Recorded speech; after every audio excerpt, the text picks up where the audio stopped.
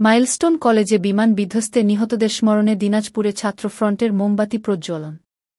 মেহেদী হাসান ফুয়াদ ছবি চিত্র বিস্তারিত। দিনাজপুর জেলা প্রতিনিধি।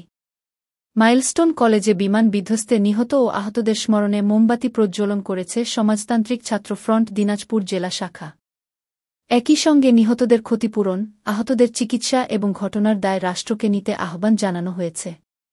বৃহস্পতিবার ২৪ জুলাই সন্ধ্যা ৭টায় দিনাজপুর প্রেসক্লাবের সামনে এই কর্মসূচি অনুষ্ঠিত হয়।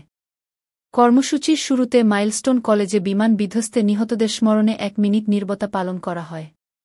কর্মসূচিতে উপস্থিত ছিলেন ছাত্রফ্রন্ট দিনাজপুর জেলা শাখার ভারপ্রাপ্ত সভাপতি সুপ্রকাশ রায়, সাধারণ সম্পাদক মোখলেসুর রহমান হৃদয় ও সদস্য খোকন রাসহ অন্যান্য সদস্যরা। বক্তারা বলেন, মাইলস্টোন স্কুল অ্যান্ড কলেজে প্রশিক্ষণ বিমান বিধ্বস্ত হয়ে ৩১ জন শিক্ষার্থীর প্রাণহানির ঘটনায় আমরা গভীরভাবে শোকাহত। এ ঘটনা কোনো দুর্ঘটনা নয়, বরং কাঠামোগত হত্যাকাণ্ড। রাষ্ট্রীয় দায়িত্বহীনতা এই ট্র্যাজেডির জন্য প্রত্যক্ষভাবে দায়ী কি তারা অভিযোগ করেন।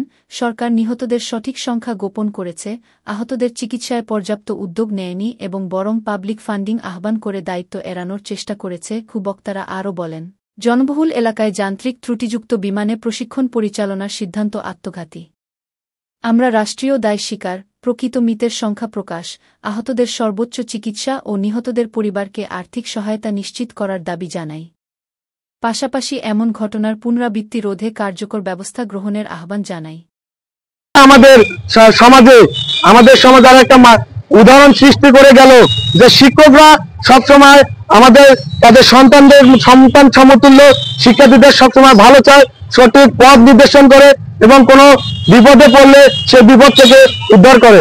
সংগ্রামী বন্ধুগণ, আমরা এই পর্যায়ে মাইলস্টোন স্কুল অ্যান্ড কলেজের দুর্ঘটনার সকল শহীদদের স্মরণে আমরা সবাই মিলে ১ মিনিট নীরবতা পালন করব। সেই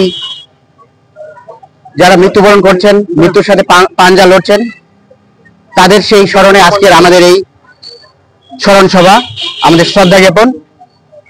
দিনাজপুর প্রেস ক্লাবে আজকে আমাদের এই স্মরণ সভা। ধন্যবাদ সবাই।